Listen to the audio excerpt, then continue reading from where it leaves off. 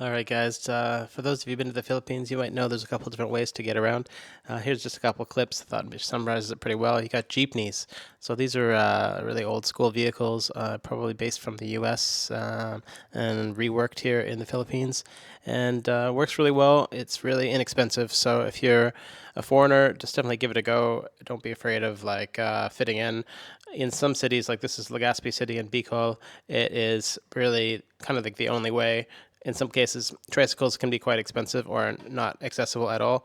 You'll see tricycles in a minute, but basically it's hop on, hop off, and it's pretty informal. Like, forget there's no digital payment.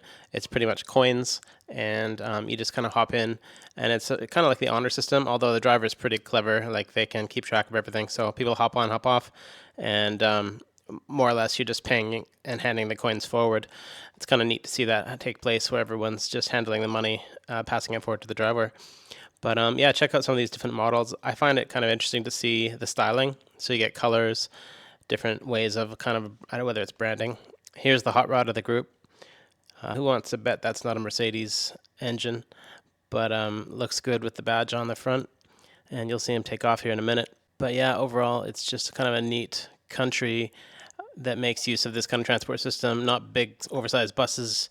They do have some buses, but and it's just definitely no like trains, public train lines, things like that. So, yeah, it's kind of just works on a cash basis as well.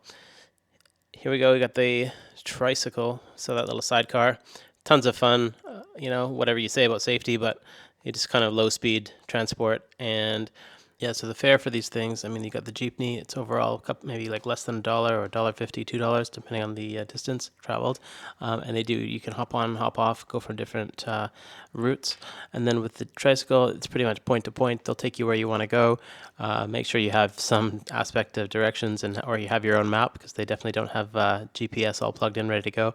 And that can be negotiated in advance. But in smaller regional areas, it can be easily just $2 and up, but not super expensive. They also do have Grab, which is the Uber version of all of this stuff. So have fun. That's our little update, and we'll hope to highlight it in our videos. See you later.